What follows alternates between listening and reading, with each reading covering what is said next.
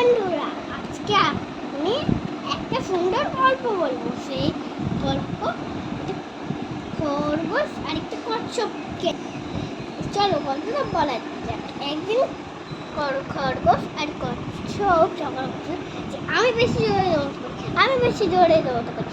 খরগোশ বলল যে চল আমরা রেস লাগাই, তাহলে দেখো যে বেশি দৌড়ে দৌড়াতে পারে সে জিতে যাবে। দিয়ে রেস শুরু হয়ে গেল। খরগোশ খুব তাড়াতাড়ি দৌড়াতে থাকলো আর কচ্ছপ আস্তে আস্তে হাঁটছিল, জানো। দিয়ে আবার খরগোশ দৌড়ে দৌড়ে একদম আগে চলে গেল, কচ্ছপ পিছনে থেকে খরগোশ আগে গিয়ে দেখলো আরে কচ্ছপ তো অনেক দূরে আছে, দেখাও যাচ্ছে না। এই গাছটার তলায় একটু বিশ্রাম নিল।